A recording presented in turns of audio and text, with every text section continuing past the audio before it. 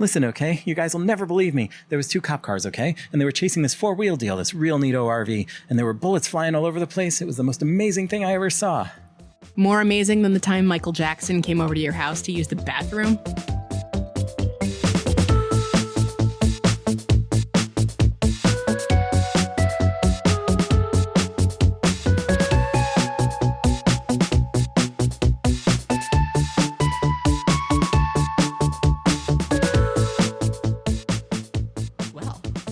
I'm Gila Drazen. And I am Rob Vincent. And welcome to episode 4 of Modern Technology Watches, where Rob and I look through our vast film library and spring things on each other that the other one has never seen. Yes, we've mostly done that sort of thing. We've done, you showed me one and I showed you one, and then we saw one together in the theater. So it's your turn to spring something on me. For the difficult 4th episode. Because I think 3 is like the magic one. Like if your podcast lasts more than 3, you've beat out so many of the other ones out there. 3 is a magic number. Are we allowed to say that? I think we're allowed to say that. I don't know if it's particularly controversial. No, I don't think it's controversial, but is it copyrighted? Well, we are a Creative Commons podcast. We are a Creative Commons podcast. That is true. Yes, so we are home after getting caught in a rather nasty rainstorm. But yes, we're home and we took showers, and now we're having a bit of what my brother's college girlfriend would have called a pajama-rama. Pajama-rama. Pajama-rama. And what is a pajama-rama without a movie, Rob? Well, I didn't even know that there was such a thing, but now that I know there was such a thing, I can't even begin to conceive of what a pajama-rama is without a movie. Well, who can, really? I should go get us one. You should go get us one. So I will look away from the shelf. Okay. I don't know that you have to look away. No, I want to be surprised. I don't even want to see where you're going. And because of our alphabetization system, I have kind of a sense of what's where. I want to know nothing, so I'm going to look over this way. Okay, I'm going to get up. I'm going to look over this way, and I'm going to keep talking because dead air is boring. Unfortunately, there's not a lot to say right now.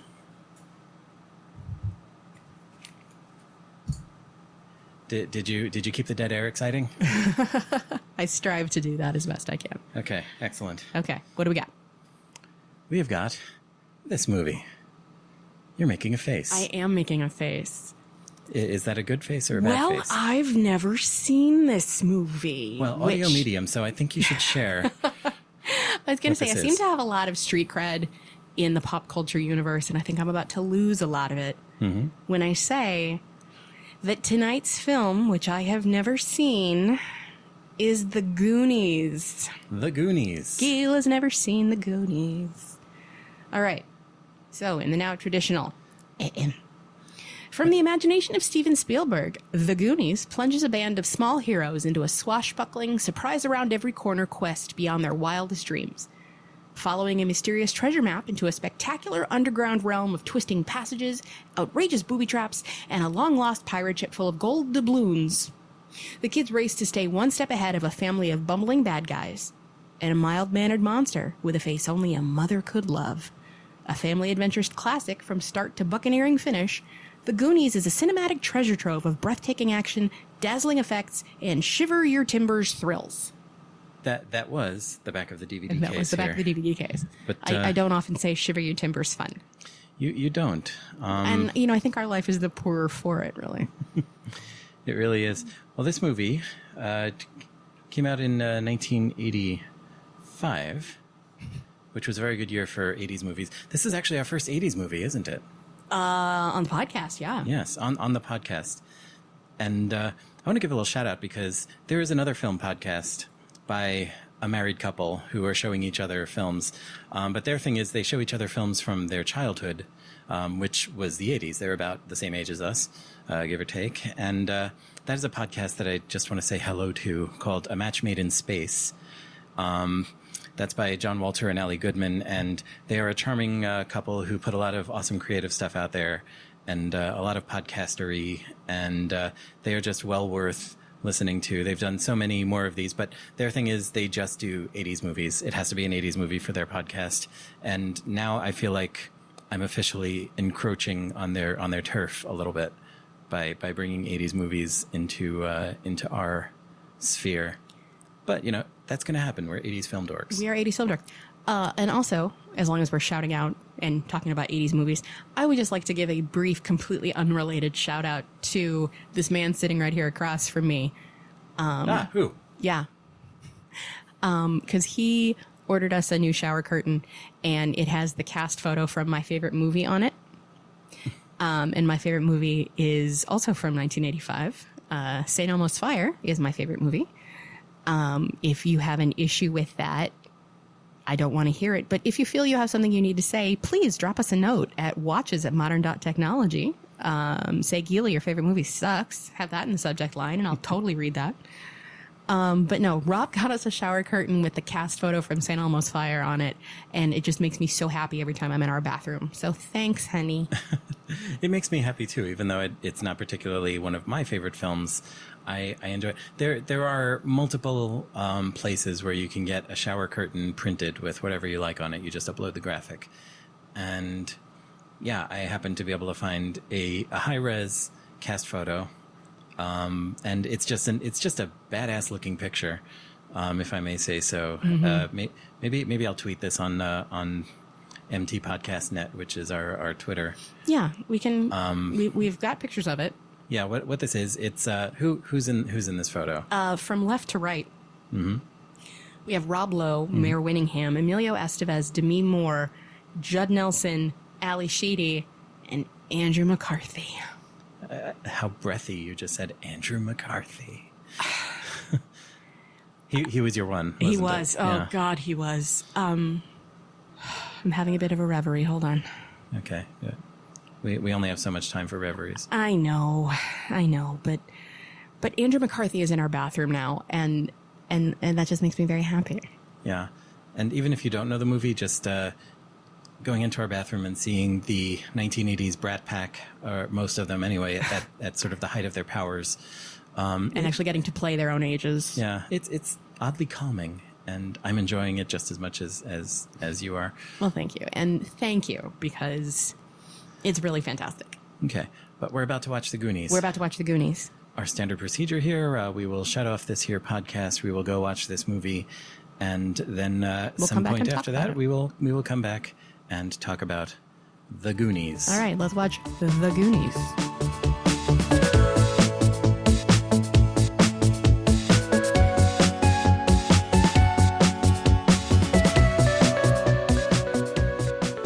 Hey, Rob. Hey, Gila. Are we back? We're back. We're back. We watched The Goonies. Yes.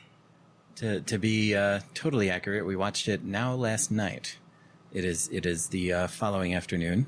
It is the following afternoon. I personally would like to commend myself for staying awake through the entire movie. Good job. Thank you.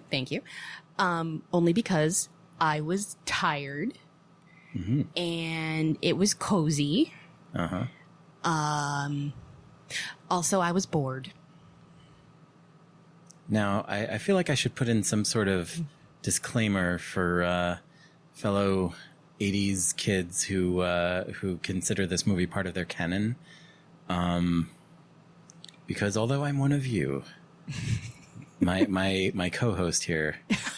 No, I'm just your co-host. Is not, I've been demoted to co-host. No, it's okay. Our marriage is strong. It can survive even this. Okay. Before we get into the movie itself, let me give you a little of my context for this movie, because this was the first time you've seen it. Yes. I saw it in 1985 when it came out, when I would have been about 7. And this was a movie that our family kept going back to. These were the days before home video and easy access to watch whatever movies you wanted, whenever you wanted. But also, this was a time in my family's life when we were going to a heck of a lot of movies. I was living with my mom and my grandfather at the time, and with one younger sister, and chickenpox was going around. Ooh. Now this is relevant, because when my sister got chickenpox, my mom stayed home with her and Grandpa took me out to the movies, and we saw the Goonies. When I got the chicken pox, my sister was okay, and Mom took her to the movies, and they saw the Goonies while Grandpa stayed home with me. And then, I don't know which of us actually got chicken pox first, but one of us did, then the other, and events played out like that. Then, sometime later, both of us kids were fine. We had gotten through our chicken pox, and we would go visit our dad on Sundays. Our dad took us to the movies at some point, and we went to see the Goonies. This was great. We all loved it. I loved the movie. My sister loved it. My parents, my grandfather, everyone pretty much seemed to really dig this movie. And also, my peers at the time really dug this movie. This was an important movie for that generation of kids who were, at that age, around the ages of any of the kids in this movie, I think, kind of took it to heart. It had a lot of meaning, and there are reasons for that, which I'm sure I'll go into later. This was a movie that we liked a lot, and when video came around, we had it on VHS. I got it on DVD as soon as it came out. It's got a lot of cool stuff on the DVD. It's got this commentary, which is not just an audio commentary track, but it's a video commentary where they do a picture-in-picture thing, and you can see the cast as they are now. They've got deleted scenes, which are kind of legendary, which I'll explain later. Yeah, this is a movie with a massive cult around it. Yeah, this movie came with a lot of baggage for me. Okay, but independent of that baggage, mm-hmm. Do you think it still holds up? I think, for what it is, it does. There are a lot of things in the movie that I notice now that I didn't then, that maybe take away from it a little, or at least kind of interfere with the suspension of disbelief. The treatment of certain segments of the population is not always what you would call charitable. In fact, there's a very famous character in this movie who's basically kind of an ableist caricature.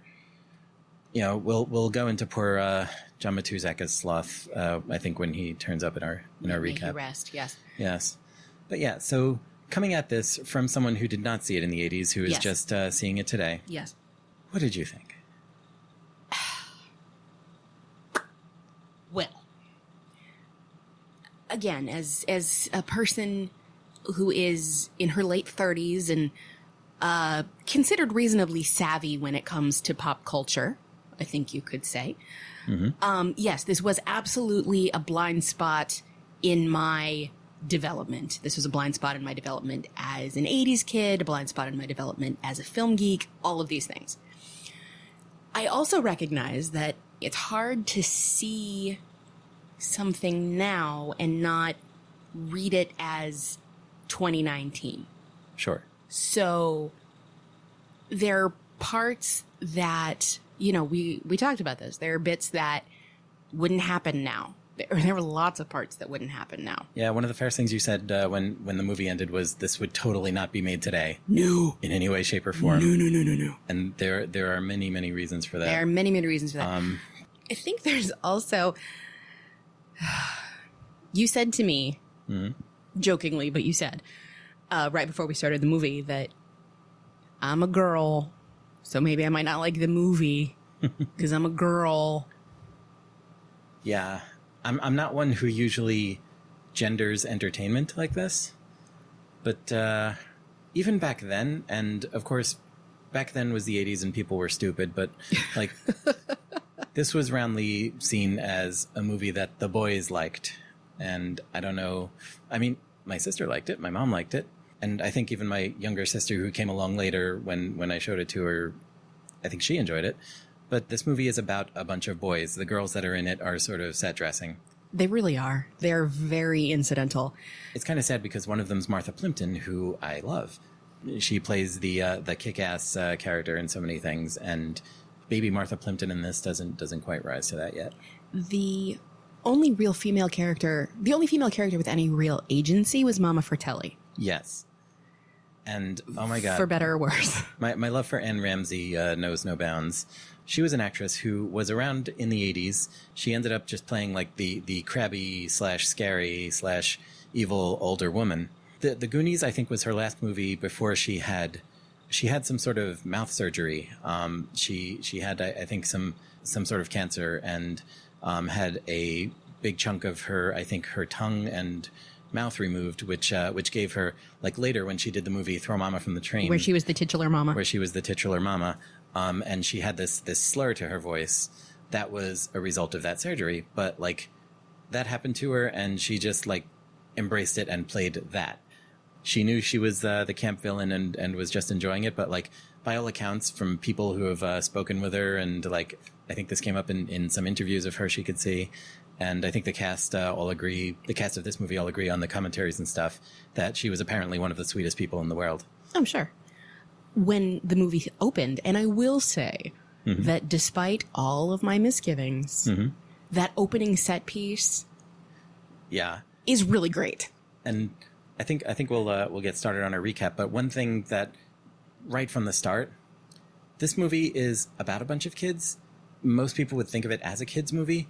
So much in this movie is not kid friendly by most standards. It's tonally jarring and I think fun. I mean, I as a kid was watching movies too old for me, but I don't know that I would show this to a kid nowadays who is the age I was when I saw it. Like, would you show it to your nephew? I really don't think I would. At least not for a bit. Let's get cracking into this plot summary, because we do have a limited amount of time to record this. Yes. From the Wikipedia article. Wiki. For the Goonies, and we reuse it under Creative Commons by SA, and we are a Creative Commons podcast, so we can do that sort of thing. The plot of the Goonies.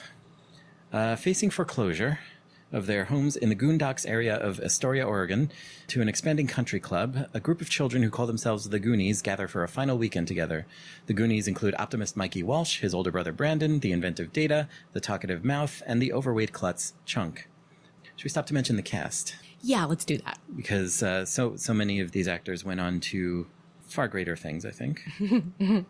The main character, Mikey Walsh, was played by Sean Astin. Rudy. He was Samwise Gamgee. Rudy. And the pal and Encino Man. Rudy. Josh Brolin as Brand Walsh. Oscar nominee Josh Brolin. Finger-snapping destroyer of half the universe, Josh Brolin. Stepson of Barbra Streisand, Josh Brolin. That has nothing to do with anything. I just think it's a fun fact. George W. Bush, Josh Brolin. He's the older brother. Jeff Cohen as Lawrence Chunk Cohen. He's the larger Jewish boy whose personality is that he's klutzy and fat and Jewish. Yeah, that pretty much sums it up. I have a lot more to say about this, but we can come back to it. Okay. Corey Feldman as Clark Mouth Devereaux. I like that we actually found out what his other name was. Yeah, they say his name in the movie. Some of these other characters have full names that I don't think are said in the movie. Right, but, like we hear Lawrence because he says that at one point. Mm-hmm. Data does not have a real name. But yeah, did it get retconned in? Well, Clark. I think Mikey's mom calls him Clark. Right. When he's doing the horrible Spanish, but we'll get into that. Kerry Green as Andrea Andy Carmichael. Interesting. Martha Plimpton as Stephanie Steph Steinbrenner. Okay, so the girls don't have good nicknames, and the girls have boy nicknames. Yes, and they also have last names that I don't think ever happened. Also true. I don't know if Chunk's last name ever happened. Chunk's last name never happened. I don't think Mouth's last name ever happened. I don't think anybody's last name ever happened except the Walshes. The Walshes. Jonathan Kiwei Kwan as Richard Data Wang, or Wang, however you want to pronounce that. In the movie, he's just called Data all the time. They don't say any of his other names. The actor was at the time credited as Kiwei Kwan. He used the Jonathan later in life. Now he was one of the actors who like had a career going before this, because he was the kid in Indiana Jones. He was Indiana Jones's little pal Short Round. And you're making such faces right now because you're not maybe all that versed in the Indiana Jones mythos. I saw Raiders of the Lost Ark once. Well, that counts. But yeah, on a bus in Jordan, and then we watched Clerks. So Data is the kid who's always making inventions. He's always got gadgets to go with any situation, and this is one of the ways in which this movie really like okay, this movie about kids finding a pirate treasure ship has its particular things which will particularly strain suspension of disbelief. But this kid has totally like a Warner Brothers cartoon jacket. The biggest things pop out of it that are totally not in there during the other scenes. He's Inspector Gadget. He's Inspector Gadget. He's totally Inspector Gadget. Yeah, I think it's even like a similar coat. It is a similar coat. I mean, he doesn't sound like Don Adams, but who does? Well, in the movie, he's obsessed with James Bond 007. So he's got this little belt buckle that he wrote 007 on in Kitty Riding, and he plays the James Bond theme as he comes leaping in through the window at one point. So that's his thing. He's the inventions kid, and he's also the Asian kid. he is the Asian kid. I have a question. What is your question? Did he have like a speech impediment, or were they just leaning really hard on the accent?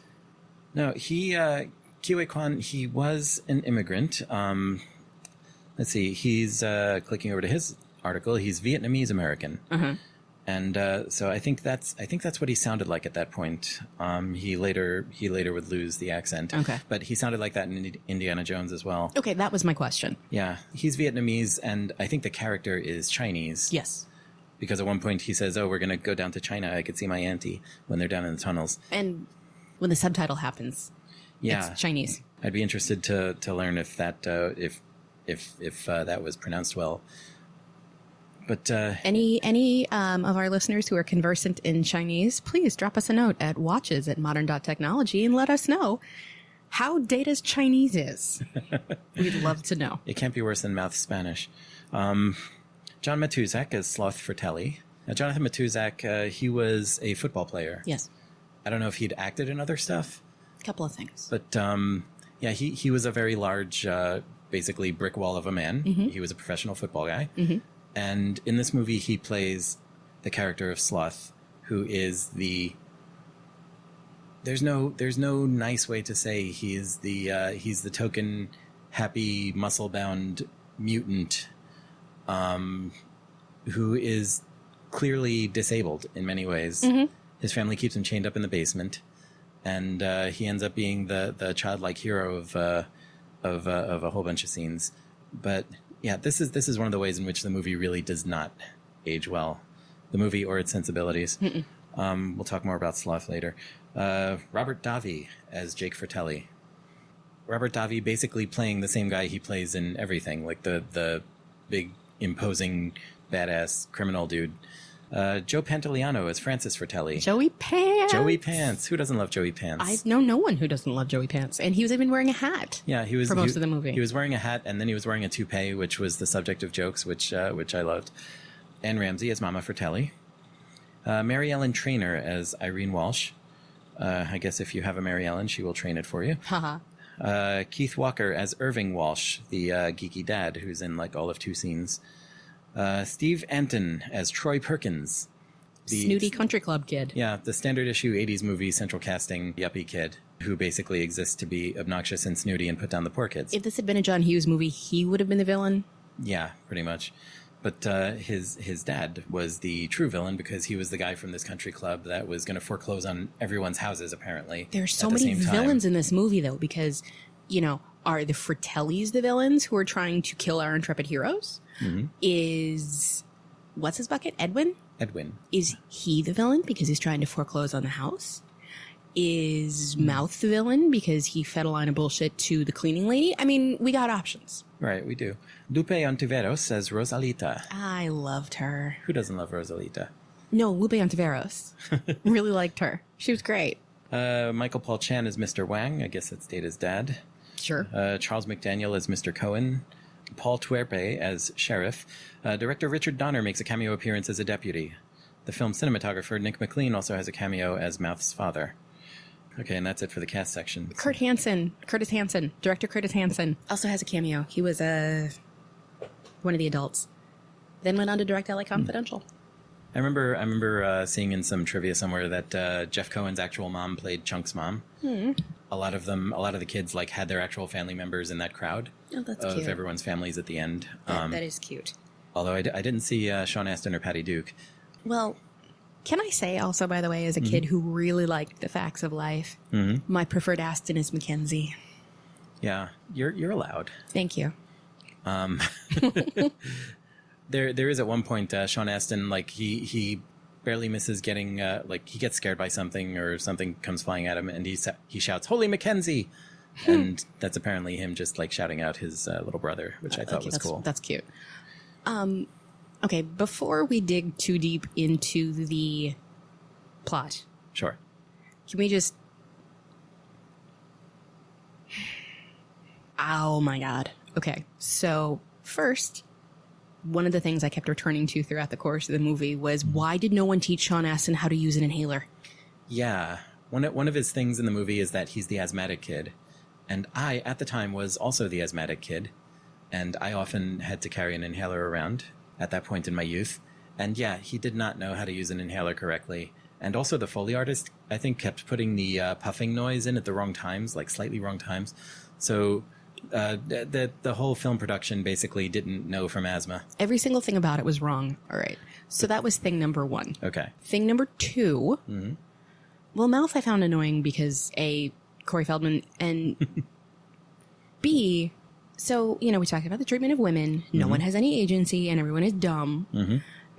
The only woman with agency is Mama Fratelli, and she doesn't use it for good. Nope. Okay. Data doesn't have a real name. I mean, he does, but we never hear it. Although it is worth noting that this is before Star Trek The Next Generation came along with their, I think, arguably much more famous Data. I would agree. And he's a plot device. He's a plot device. And he talks about himself in the third person. All the time. Yeah. Okay.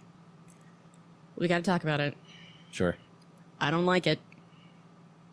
You actually apologized to me on behalf of the movie. Yes. For the ongoing fat jokes that we're going to be continuing throughout the movie. Like in the moment that Chunk first appeared on screen, you said, "This is going to be happening," and I'm really sorry. Yeah. Yeah. And I was the asthmatic kid. I was also, I think this was starting to be the point in my life where I was making my way toward being the fat kid. And yeah, it was not fun. And it definitely, like, people like to say that, you know, oh, everything's so PC now and that's terrible. But like the fact that we aren't basing entire chunks of popular blockbuster movies on making fat jokes at the expense of like a 10-year-old is maybe an okay thing. I would tend to agree. Just every single thing. The truffle shuffle. Yes. The ice cream. The candy bar. Yeah. The he has a couple of cute moments. But it also was interesting to me that, you know, Mikey had his own name. Mikey didn't have a nickname. Mouth was Mouth because he was mouthy. The Asian kid was Data. Not like Gadget, but Data. And the fat kid was Chunk. Yes. And I liked a lot of the parts where he was separated from everybody else and got to do his own thing. Yeah. I thought those were great. But it was really, really frustrating. And part of that, again, is the difficulty of seeing it 34 years after the fact and not being able to say, oh, 1985. Yeah. And also having been through the era, like this movie was a huge success. Every kid in the world saw it, or at least every kid, you know, in my experience saw it. And also following that, every fat kid was called Chunk. Every fat kid was called Chunk. And I remember being in high school and at a pep rally, because I actually went to a pep rally when I was a freshman, and they made one of the kids on the football team do the truffle shuffle at the pep rally. Yeah. Yeah, this embedded itself in popular culture, the like general a splinter zeitgeist. The thing about this, the kids in this movie, and this is a big general thing of what I found charming at the time, was the kids in this movie.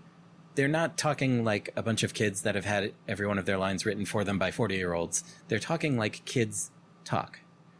Like, and the group of friends that I had, and like pretty much every group of friends I've had since, like in a good-natured way, will be constantly just bickering, or, you know, and especially when they're around that age, everything is like, you know, shut up, Mouth, shut up, Chunk, shut up, Data. Like just everyone was sort of pissy, but not in a malicious way.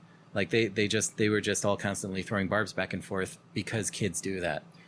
But and I think it added a lot to the realism of the characters. And like their situation was entirely unrealistic, but like the kids themselves felt like real kids. Like they felt to me at the time like kids that like any number of kids that I could just go and walk around and meet. They did strike me as real kids, and I will give that as a point to Chris Columbus. Yeah, who wrote this? Who wrote this and then started directing, and I think that was a much better choice. Yeah, story idea was Spielberg. Who produced it. Richard Donner directed it, and Chris Columbus wrote it. However, there were, like, the friendship part of it felt really real. Yeah.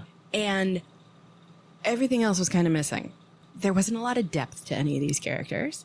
And ultimately, apart from plot holes like the whole thing with Mouth and the language that we'll get to, a lot of them were really stupid. Yeah.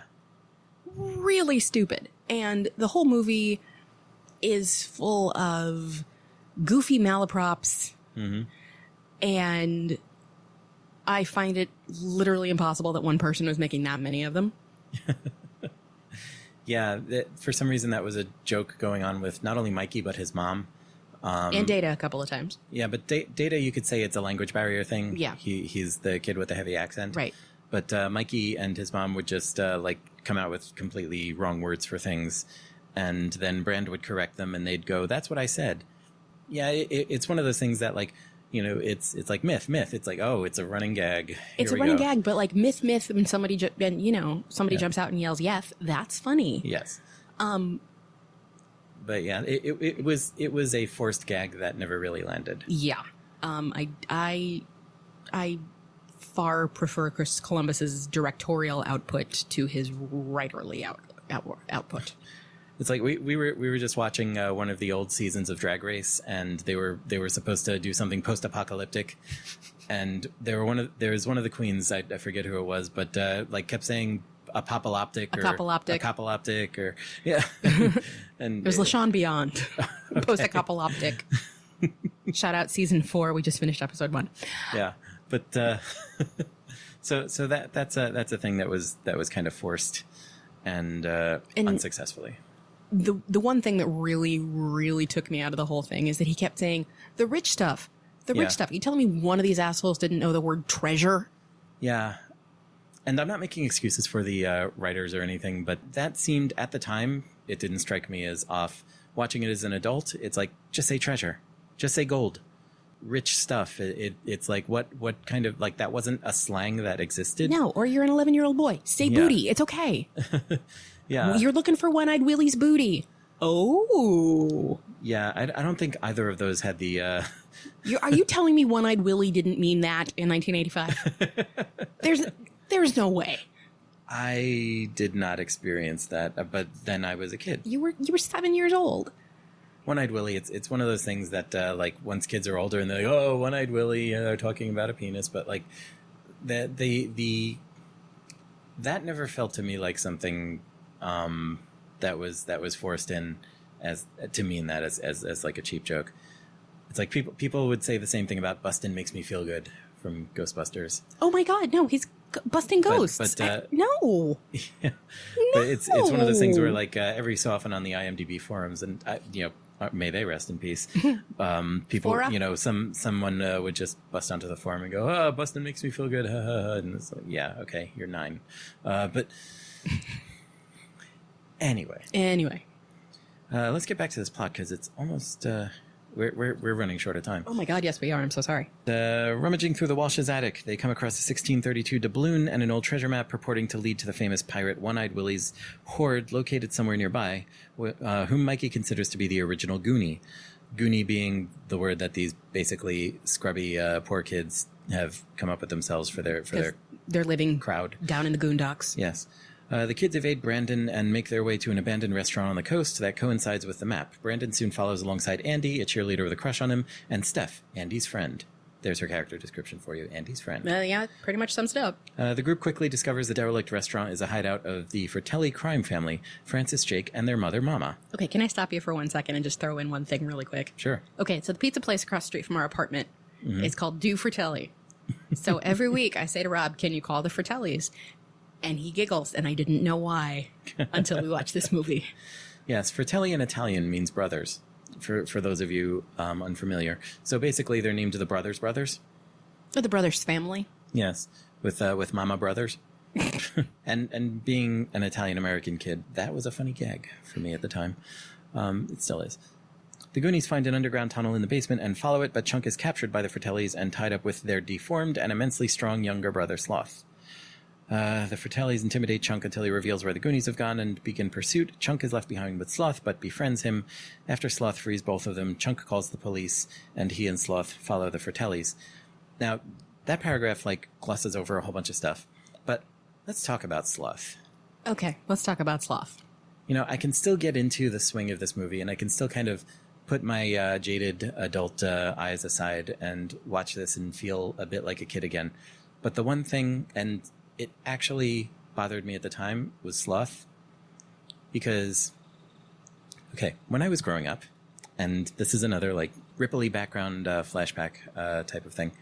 When I was growing up, two of my best friends were neighbor kids who lived in the house behind us.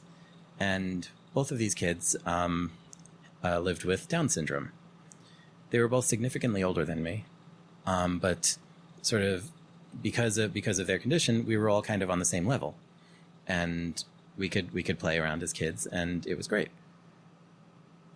Sloth is kind of and there's no gentle way to say this. It's an ableist interpretation of a character with a mental disability. It's totally got so many of the hallmarks of someone with such a condition. He's big and strong and doesn't know his own strength, but he's childlike and giggly. His teeth have problems. And his whole face. His whole face. They did this whole makeup application, and he's got kind of pointy ears, and one eye is actually an animatronic eye that is down lower on his face. His ears wiggle. And he's the other Fratelli brother that they keep locked in the basement. And while the Fratelli family are out doing crimes, he's just locked there in front of a TV and just screaming at nothing. And I'm sorry, that is fucking heartbreaking. I cannot excuse, I can excuse a lot of this movie. I can, like I said, I can go back and enjoy this on certain levels. In so many ways, I cannot enjoy Sloth. He was always a character that was basically Hollywood making fun of a couple of really good friends of mine, and people like them. The other thing for me about Sloth, and it also kind of explains why I didn't see this movie, is that as a child, I was very easily frightened. Mm-hmm. Very easily frightened. And I saw something about the Goonies, and I saw a picture of Sloth. I think I screamed, mm-hmm. and I didn't want to see it. And the fact that they were using this character as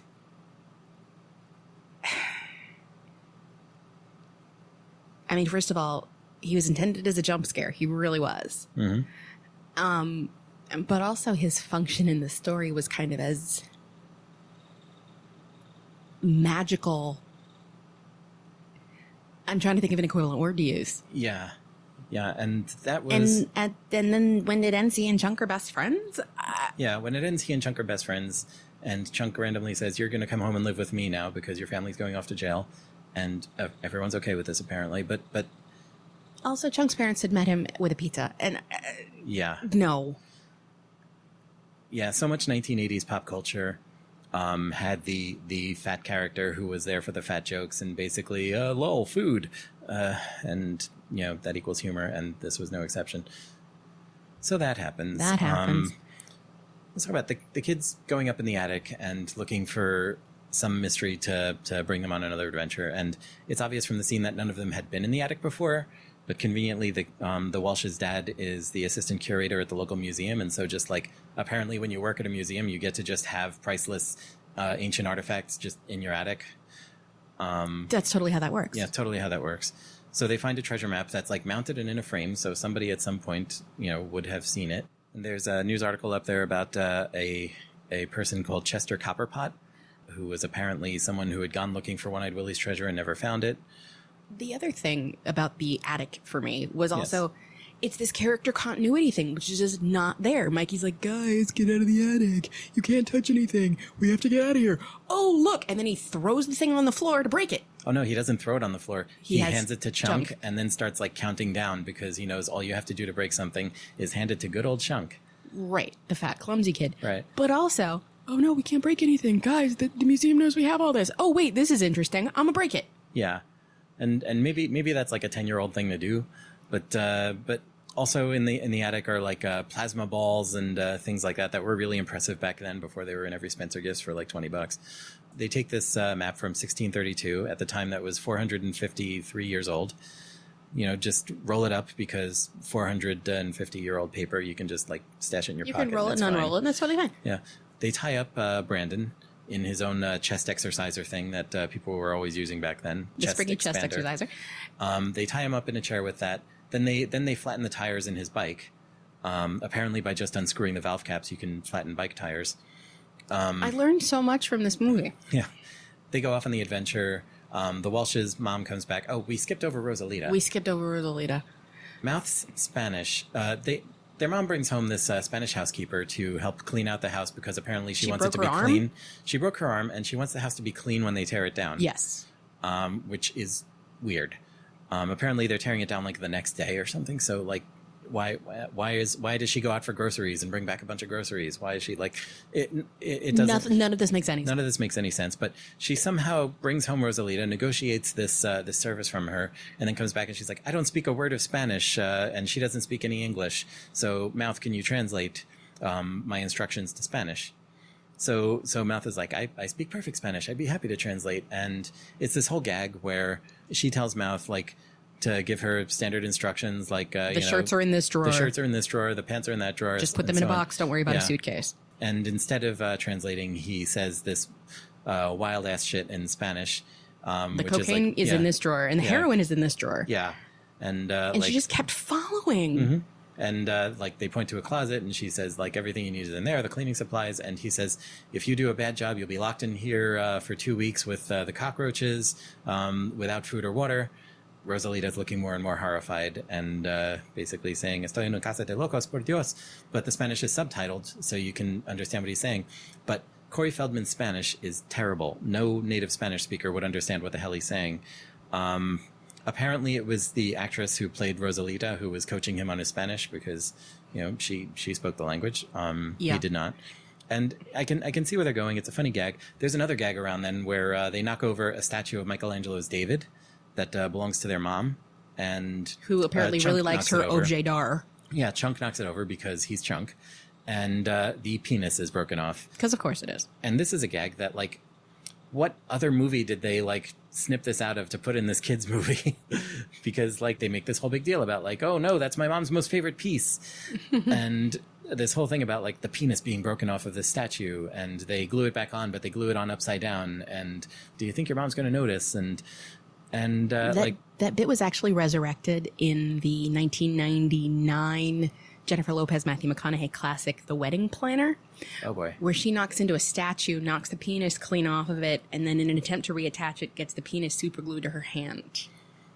But I don't think anyone would accuse that movie of being a children's blockbuster. Oh God, no. When I was a kid, I thought the statue penis bit was hilarious. Later, there's stuff like one of the Fratellis gets thrown a gun by his mom, and it just hits him in the crotch. And later he falls on a thing and falls on his crotch, and he's on this log. Like there's a lot of dick jokes in this kids movie. Yeah, it's one of the tonal discontinuities in this piece. So the thing about Mouth in his Spanish is that there's Spanish on the map. Yes. Because One-Eyed Willie apparently was a Spanish pirate. Yeah, but ancient, like 17th century Spanish, which, 17th century, any language is not going to be the exact same as how it's spoken today. Right.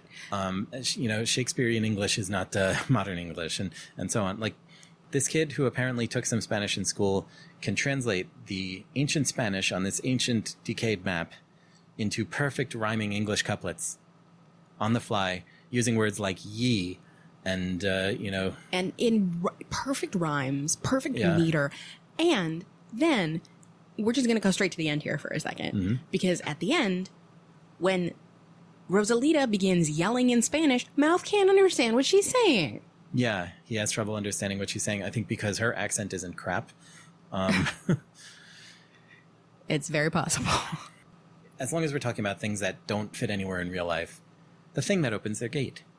It's awesome. It's this big Rube Goldberg contraption that they just pull a string and, like, releases a ball that scares a chicken, and there's a thing that pops a balloon and Well, stuff. the chicken all lays to- an egg. yeah, And but what the hell was this for? Why would they have set this up? Why is this a thing? You're raising your hand. Yes, I Kayla? am. It's Chekhov's Rube Goldberg machine. Yeah, it's Chekhov's Rube Goldberg machine because later the booby traps are kind of Rube Goldberg-y. Yeah. But why the hell did they have this thing set up on their house? And, like, did their mom have to, like, get through this whole thing and use it? Or, like, when she wanted to just come home, like, their dad?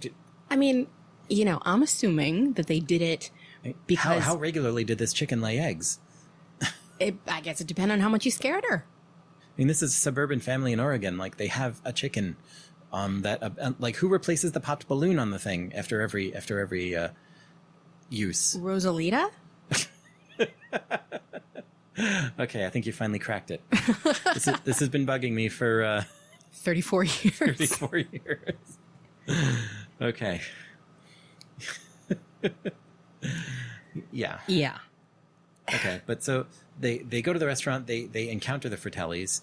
There's this whole bit where they're freaked out by the Fratellis in the restaurant. The Fratellis are speaking Italian to each other, which was actually good Italian. Well, I can confirm. if Robert Davi and Anne Ramsey can't speak in decent Italian, Yeah. Joe Pantoliano was not there for Joey that Pants scene. was not there for that scene, but I'm he sure probably would could been have held fine his own too. as well. Yeah. Yeah, and another thing of Jake's character, Robert Davi's character, is that he's always singing opera. He sings a bit of Puccini while he's feeding Sloth. That's his thing. And later he's like, "No, I promise I won't sing anymore," when he's being threatened. But that's his character trait. Well, because it was Robert Davi's character trait. And we come to another tonal discontinuity where Chunk, in another LOL food joke, is like, "I smell ice cream," and he opens up this freezer and he goes in and he's freaking out about all the ice cream on the shelves. Meanwhile, there is the dead body of this Fed that the Fratellis had killed. Bullet hole in his head. It's a tiny little bullet hole in his forehead. Apparently, he's played by the stunt coordinator. But it's just like, it's a stiff, and these children are now encountering a dead body, and this movie. Kids movie, and then the dead body falls out and the Fratellis come back and they're panicking, so they just shove him back into the freezer. Chunk is behind him. They shoved the dead body into the freezer and trapped Chunk in there with him before Alone. all going down into the fireplace to go on their adventure. Like, they left him alone and didn't notice he wasn't there. Right. This poor kid is in the freezer with the dead body. Yeah, Under the dead body. They're all like, their lives are threatened. They're going off on their adventure, but they didn't remember that they had this friend Chunk until, like, they were already down in the fireplace. And in the meantime, here's this roundabout 10-year-old kid being traumatized by being stuck in a freezer under a dead body. Yeah. Kids. Hijinks. Kids movie. Hijinks ensue. Fun for the whole family. They eventually, like, he's able to get out of the freezer and go to the fireplace, but the kids don't say, "Come on our adventure with us, Chunk." They just say, "Go get the police," because the Fratellis are bad people and they're doing crimes, and now it's your job to go get the police while we go on our Goonie adventure that's going to save the day. So Chunk hops out the window, and he's got this great little scene where he's like, and it's now dark. It was full on daytime when they started this adventure. Now it's dead of night and it's full dark, and he's like running through the woods, and he's going, one of the jokes I loved is he's like, "I'm not afraid of the dark. I love the dark. I love the dark." And then he crashes into some tree branches and he's like, "But I hate nature. I hate nature." I liked that. Yeah. The Chunk alone bits. Yeah. I liked a lot. Yeah, he had total personality. Apparently Jeff Cohen like left acting and went on to... He's a lawyer now, yeah. He's a lawyer now. I think there are pictures of, like, he has this stunt dummy of later in the movie when Chunk's like hanging piggyback on Sloth. Yeah. It's this stunt dummy of Chunk that Jeff Cohen still has, which is awesome. Imagine having just like a life-size doll of yourself. Okay, that is amazing. So Chunk runs out into the street to flag down a car and get a ride to the police. And the car he flags down is the Fratellis. Dun, dun, dun. And so they start like full-on torturing this little kid. While the other Goonies are going through, their mysterious tunnels and booby traps and stuff, it keeps cutting back to Chunk being interrogated by the Fratellis. They have a blender. They throw a tomato in the blender and it's blending. And then they're like forcing his hand down into it. And he's like, tell us everything or, we're going to blend you. He's like, my friends, they found a way. They found a tunnel underneath the fireplace and they're like, don't lie to us. Tell us everything. He's like, I will tell you everything. Mm-hmm. Oh, and that's Chunk's other character trait is that he's always spinning bullshit stories. Yes. That none of his friends believe. So when he tells them about the police chase at the beginning of the movie that involves the Fratellis escaping from prison, none of the other kids believe him. Because everyone else missed it by turning away at exactly the crucial moment. Right, during the opening credits. Now Chunk is like, tell us everything, and And little he Jeff does. Cohen is freaking hilarious. It's one of my favorite things in the movie is just, and these jokes became, like, his whole monologue here of, like, everything wrong he's done in his little life. They all became running jokes in my household, and including, like, in fifth grade, I stole my Uncle Max's toupee and glued it to my face so I could play Moses in the Hebrew school play. In sixth grade, I pushed my sister Edie down the stairs and blamed it on the dog. And I enjoyed that bit. Yeah. I enjoyed that bit a lot. And by the end of it, he's crying about this big thing involving throwing fake puke off the balcony in a movie theater. And then everyone else started throwing up. starts And getting he's like sick and throwing up. crying while he's telling this story. Yeah, and Davi's like, I'm beginning to like this kid. But finally, like, the Goonies underground have opened this tunnel with bats in it, and the bats all fly out. And just at that moment, the bats fly out of the fireplace in the restaurant. So the Fratellis realize, oh, this kid's telling the truth. There's something down there. And so they lock Chunk up with Sloth and go after the rest of the Goonies. So it's the Goonies being pursued by the Fratellis, and then Sloth breaks his chains. Yeah. And then Sloth and Chunk go off in pursuit of the Fratellis, who are in pursuit of the Goonies. Yeah. And that's after Sloth and Chunk, Chunk is terrified of Sloth at the beginning, but then, like, offers him a candy bar, and they bond over this candy bar because he throws him the candy bar, it lands out of Sloth's reach, and Sloth gets so infuriated by this that he breaks his heavy chains that have him chained to this stone Pulls him wall right off the wall. to get the Baby Ruth candy bar. And then he and Chunk share this candy bar, and then they have some ice cream. And then they're friends forever. They're friends forever, and they go off after the Fratellis and the Goonies. So, getting to the next bit of the plot summary here. The Goonies evade several deadly booby traps along the tunnels while staying ahead of the Fratellis. Finally, they reach the grotto where Willie's pirate ship, the Inferno, is anchored. One of the behind-the-scenes things about this movie that I love so much is that Richard Donner, like for that scene where they're all in the water, they pop up and they see the pirate ship. Mm-hmm. Richard Donner had this big curtain drawn across so the kids could not see the pirate ship. Had them all turned around and then dropped the curtain. So when they turned around and saw this pirate ship, it was like their genuine reactions. Okay, that's great. And then the story goes that Josh Brolin said, "Holy shit," and ruined it. So they had to take it again. Richard Donner's like direction of kids really, really shines in this movie. Like the way he deals with them and the way, like I said, this movie feels like these kids feel like real kids, and what they're going through is zany and unrealistic and everything, but like it feels like how actual kids would be reacting and running around and pursuing this stuff, except every so often one of them like drops into this heartfelt monologue that just feels totally out of place. They're at one point they're at the bottom of a wishing well, and like they're all picking up the coins, and Steph, Martha Plimpton, is like, "You can't take these coins, they're someone else's wishes and dreams." And then Malthus picks one up and he's like, "This one was my dream, my wish, and it never came true, so I'm taking it back." And it's like, okay, little Oscar waiting to happen there, but but yeah, and that's also the scene where they reject Troy and his yuppie friends because Andy is like ready to go and leave, and then they're talking about, we're like, Troy is at the top of the well with his pals. They hear him, and so like Troy sends down the bucket because he's like, "What the hell are you all doing at the bottom of this well?" And they're ready to go, and then Mikey launches into this whole, but don't you realize the next time you see the sky, it'll be over some other town. And the next time you take a test, it'll be in some other school. But down here, it's our time. Yeah. It's our time down here. Like, it was a stupid sentence the first time. It was stupider the second. Yeah, and the third and fourth goes like, up there, it's their time. It's their time, up there. This is where the dialogue just makes no goddamn sense. And like, what the hell is he talking about? And they're going for this big emotional beat, and it doesn't quite work, because what the hell are they even talking about their time down where? In the well. But it works. It's their time in Baby Jessica. Yeah. But it oh, you went there. I did. Too soon? It hadn't even happened yet. Yeah. Too early? Probably. But yeah, and that apparently pulls on everyone's heartstrings enough where they decide to keep going on their Goonie adventure rather than going up in Troy's bucket. And so Andy is wearing Troy's letter jacket, and she just sends it up on the bucket by itself. And Troy, this kid who's playing Troy the Yuppie, picks the jacket up off the bucket and just looks at it all furious and screams, "Andy, you Goonie!" Yeah. Yeah, one of the bits that doesn't really work then or now. And so they keep going on their adventure. All these booby traps and stuff that happen. It's like in Indiana Jones, which I loved, it was enough of a stretch that like all these traps and things were still working when they were based on like ropes, which, vegetable matter that you make ropes out of is not known for lasting over 4.5 centuries. Yeah, it stretches credibility. Like there are all these mechanical things that still work perfectly, and definitely strains credibility. Yeah, it strains credibility, but it's a fantasy kids Credulity? film. Credulity, maybe. But whatever. It doesn't make sense. Yeah. So at this point in the movie, you're watching these kids go on this treasure hunt.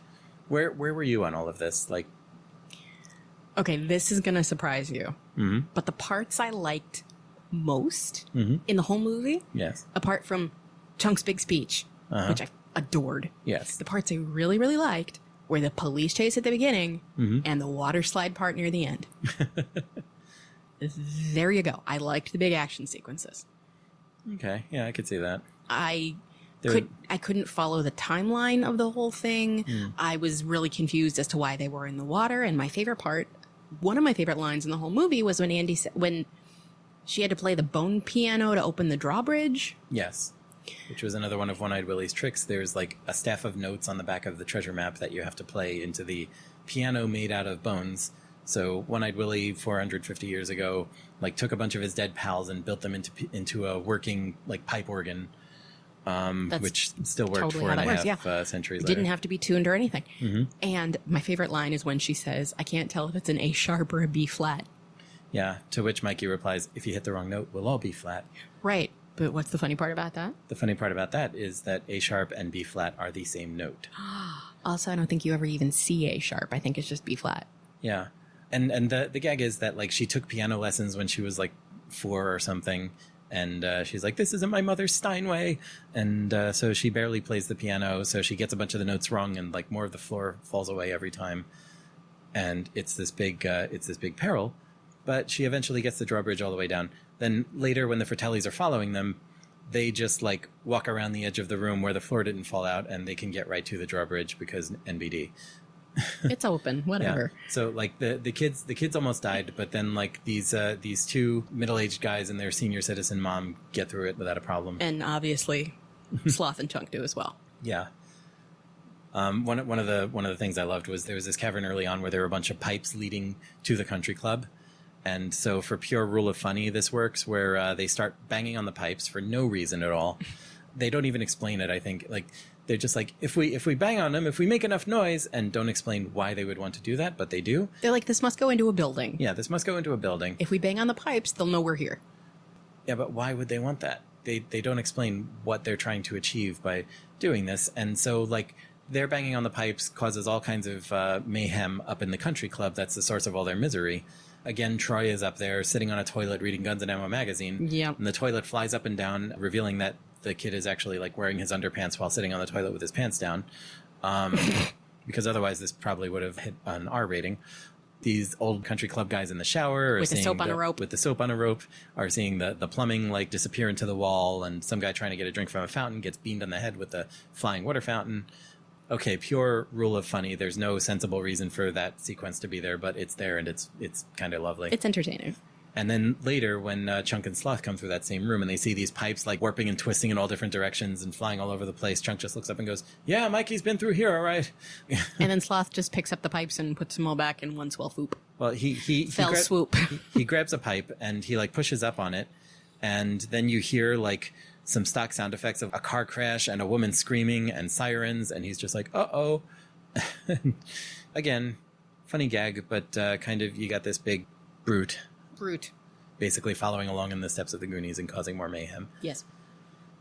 So anyway, Yes.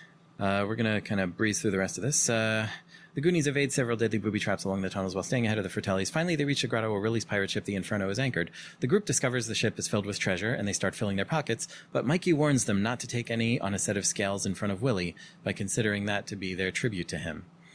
And again, this is this thing where, like, Mikey goes up first into this chamber with all the treasure and One-Eyed Willie and all his dead pals around him. He has this long speech about, "One-Eyed Willie, I beat you. You were waiting for me, and you know what? You were the first Goonie." Again, it's this heartfelt thing where, okay, kind of, he's Ahab, but he gets the white whale. Then they all start loading up on the treasure, and Mikey says, "Nope, that stuff in front of Willie, save it for Willie. Grab everything else." So they start loading up, and as they leave the ship, the Fratellis appear and strip them of their loot. They hold the Goonies hostage until Chunk arrives with Sloth and distracts the Fratellis long enough for the Goonies to jump overboard. With the children gone, the Fratellis proceed to grab all the treasure they can, including those on Willie's scales. This triggers another booby trap that causes the grotto to cave in. With Sloth's help, the Goonies and Fratellis barely escape. Now, I was convinced that Sloth had sacrificed himself for the greater good. Yeah. And that bothered me too. Yeah, because there's this whole thing where Mama Fratelli picks up a sword and makes the Goonies walk the plank. She forces Andy to walk the plank, and she's got her hands tied, and Brandon like just pushes her aside and dives in after her to save her. And then basically, yeah, everyone's jumping off this pirate ship because the Fratellis go up and they start loading up on the gold, but they take the stuff that was left for One-Eyed Willie, setting off his final booby trap. Right. So that sets off all these explosions and triggers the cavern to start caving in. All these ropes on wheels and stuff start going, which basically hoist up the sails, and the ship starts getting all shaky and shakes everyone off of it. There's this one rock that's blocking a path out of the cavern to daylight, and Sloth lifts up the rock so the Goonies can get through. The Fratellis are out in the water calling for Sloth to help them, and Sloth is screaming, "Mama, Mama," and basically being conflicted because he's a good guy now, but he still wants to save his family. But yeah, when he put down the big rock, yeah, I thought the big rock drops, and you see the Goonies go out onto the beach, and there are a couple of cops, one of whom is Richard Donner, who are out on their quad bikes. And can we also, for a second, just talk about the imagery of Sloth holding up the big rock and all the Goonies crawling under his legs to get out? Yeah. It was, I think, like a weird birthing metaphor, and I didn't like it. And Chunk pokes his head back out, and Sloth pats him on the head and said, "Sloth left Chunk." Yeah. And then dropped the rock, which was, I was like, okay, he's dead now. Drop the rock, Sloth, drop the rock, Sloth, drop the rock, Sloth, drop that. Oh, sorry. Right about. Anyway. Yes. It's now daytime again. So the Goonies have ostensibly been running around on their adventure through the entire night. They don't seem tired or anything, but they've been up all night. They don't seem tired. They haven't been eating. They haven't been drinking. Yeah. No one is suffering any ill effects whatsoever. They stopped to pee once. And Steph loses her glasses. Someone steps on her glasses. Yeah, so you have the standard, I can't see without my glasses, although she can see fine. There's a moment early on when Andy seems to, like, lose her mind completely, and then she's fine. Yeah, she goes to the zoo a bit, and then while everyone's peeing, Andy starts calling Brandon, and this is another weird tonal thing, where she starts calling Brandon, and Brandon just says to Mikey, "Go see what she wants, and go see what she's ragging about," which, Yeah. nice little turn of phrase. Mm-hmm. And Mikey goes to see what Andy wants, and they're basically in the dark, and Andy, thinking Mikey is Brandon, throws her arms around him and smooches him. And Steph brings up a lantern, and she sees what's going on and just thinks it's hilarious. And you see Mikey kind of stumble away dazed, because he's this pre-adolescent kid who just got smooched by a horny teenager who thought he was another horny teenager. Right. And then the gag is that Andy's like, so Steph, who saw what happened, said to Andy, okay, you kissed, now tell. And Andy's like, well, it was nice, but it was weird. Does Brand wear braces? Later, when they're near the end and they're all in the water trying to get out, and Brandon goes to save Andy, she throws her arms around him and kisses him again. And then she also throws her mouth around him. Yeah, and then she kisses him, and then she's like, Brand, what happened to your braces? And he's like, I don't have braces. Mikey has braces, and he gets mad. But they both said wear braces. Yeah, wear braces. And I've never heard anybody say wear braces. I had braces, but... Yeah, maybe that's a regional thing. I don't know, but what region? Did they say that in Oregon? Upstate New York? Hey, Yeah. Oregonians, drop us a note at watches@modern.technology, if you don't mind. Yeah, if you wear braces, maybe you wear a pacemaker. I don't know. But, so everyone realizes that basically she slipped his little brother the tongue instead of him, and that's just like played off later as, oh, funny. But yeah, so they're out on the beach. So these couple of cops find him, and they're like, call the sheriff. And finally, immediately, all these cop cars are there. All their families are there. News crews are there. And the Fratellis start coming up the beach, too. They somehow got out, and Sloth is with the Fratellis. And so the cops go and get the Fratellis, but they lost all their loot in the hubbub of the cavern falling apart. So there's no loot left, and Mikey's all sad. He's like, I had our future right in our hands. But his dad is just like, it's okay. You're coming home with your mother and me, and that makes us the richest family in Astoria. And then the country club guys show up, and they're trying to make... Yeah, and he's like, you're looking at the richest man in Astoria. Yeah. And now's the time. I want you to sign this thing for the foreclosure. And as they're doing this, Rosalita's going through Mikey's stuff because they put a new coat on him and stuff. And so she's going through his stuff, finds his marble bag, which while they were in the treasure chamber... He dumped out his marbles and put jewels in it. And so she starts freaking out in Spanish, telling him not to sign the paperwork. And that's the part that Mouth doesn't understand. That's the part that Mouth doesn't understand is this whole no pen, no write, no sign. And they all start shouting no sign, and they take the paper away. And then Rosalita shows them they've got this bag of jewels. Around this time, the pirate ship somehow sails out of the cavern, fully intact, fully seaworthy, and is just sailing off literally into the sunset. Mm-hmm. Which, 450-year-old lumber is very seaworthy. Sure, why not? I mean, it's rule of awesome there, I think, because, like, it is a great shot. Absolutely. And it's a... someone pointed this out, I think, in IMDb trivia, that according to international salvage laws and maritime laws, if there's a wreck, like, the first people to bring something back from it technically have claim over it. And since Mikey had the jewels, that means basically the entire pirate ship belongs to him. Wow. Assuming it doesn't sink. Yeah, I would like to believe that. And even if it sinks, like you send people down to get the treasure, and like apparently it would all legally be Mikey's, which cool. Save the day. Yeah. But they don't go into that. The movie just ends with him waving goodbye to the pirate ship, going bye Willie, to all the dead people on the ship, all the skeletons.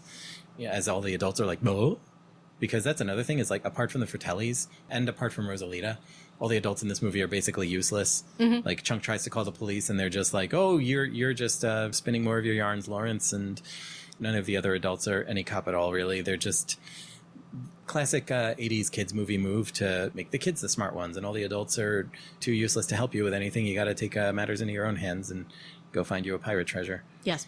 But that was it. And then it ended. They arrest the Fratellis. Chunk holds his pizza box in front of Sloth to say, don't shoot him. He's a good guy, and he helped us. And then unilaterally decides, Sloth, you're going to come live with me now because I love you. And Sloth loved Chunk, and everyone just has a Sloth-like shout, a bit of screaming into the sunset, and the movie ends. There's a backlit shot of all of them, and from the back, Sloth looks like Bert. He does. Pointy head, hair on top, little tuft of hair, floppy ears, little plots on top. Yeah. Yeah. So that's the Goonies. That's the Goonies. Ultimately, I am glad that I saw it because it was a glaring hole in my movie background. Mm-hmm. I'm going to say it's probably not going to go into frequent rotation for me. But again, I do appreciate you showing it to me. I will end up showing you the deleted scenes. Okay. Because this is one of those movies where the deleted scenes were kind of legendary among the fans. And then when they finally came out, like, it's also one of those ones where, like, if you catch this movie on regular TV, it has some of the deleted scenes put back in because there's so much they have to cut out. Right. So they have to pad it back out with deleted scenes. One thing that I wonder if you noticed at the end when they're asking the kids, like, what happened to you? one thing I think Data says is like the octopus was really scary. The adults are, wow, octopus? That refers to something that happened in a deleted scene. Aha. Okay. And this is one of those movies where the deleted scenes, you know, there was a lot of chatter about them, but ultimately they were really crap, and it's a good thing they're not in the movie. Because they had this thing where after they get out of the water slides, before they get into the pirate ship, apparently in the water was a giant octopus. And the octopus starts fighting with them and pulling them under the water, and Data defeats it by playing music on his boombox and shoving it into the octopus's mouth. And it's this really, really bad animatronic octopus. It looks like something out of like the Captain Nemo ride at Disney. And it was total, like, given the production design of the rest of the movie, which is fucking beautiful, it just looked really crap and like would have brought the whole thing collapsing down around it. But yeah, there are other deleted scenes and stuff like that, and I'll show you those on the DVD later. Okay. And I might put this on with the commentary at some point because that's its own experience. I'm sure. But yeah, we don't have to go back and revisit it a lot. Okay. But I'm glad to have shared this with you. I am glad that you shared it with me. I'm glad that we shared it with you, dear listeners. Yes. Yes, indeed. If you have anything you want to share with us, if you are an Oregonian, if you are a Chinese speaker, if you are a Goonies stan who wants to explain to me why I'm missing the boat on the best movie ever made, please feel free to email us. Our email address is watches@modern.technology, right? Have I been giving that out correctly? You have. Fantastic. Or you can find us on our website, which is modern.technology. And you can email us through there. Get in touch, and we will soon have another movie to share with you here on Modern Technology Watches. I'm up next, and I know what it's going to be, and it's not... It's a movie I really like. That's all I'm going to say. Well, I'm excited about it. I'm also excited for it. We'll see what it is. So are we split Fireflies on this one? I think we may be. Like, I know there's a lot that has not aged well, and it was a kid's movie then. I don't think I'd call it a kid's movie now, really. That's fair. I will still occasionally go back and watch this, and I will still get excited when I hear the music, which was lovely. So we got one Firefly up, one Firefly sideways. If you want to describe yourself as sideways on this. Yeah, sideways on it. There were a couple things I really, really liked, and the rest of it was there. But I wouldn't go so far as to say I like... No, you know what? I'm not sideways on this one. I'm down. Those two really good set pieces and one good speech do not salvage the film as far as I'm concerned. Sorry. That's okay. Thank you. We're allowed to have different feelings about things. Good gracious. All right. We will see you next time. We'll see you at the movies. Still don't know if we can use that. Roger Ebert's dead, man. What are they going to do? Maybe he set booby traps. Booty traps? Booby traps. That's what I said.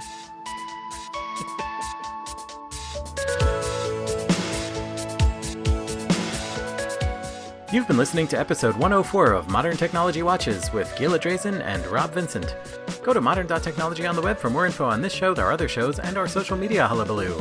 Our theme music is The Promise by Torley Wong, released Creative Commons Attribution Share Alike 3.0. More info at modern.technology/music. Find more from Torley at torley.com. Thank you, Torley. Content from wikipedia.org is used under Creative Commons Attribution Share Alike License 3.0. This podcast is released under Creative Commons Attribution Share Alike 4.0, produced by modern.technology. Send us email at watches@modern.technology.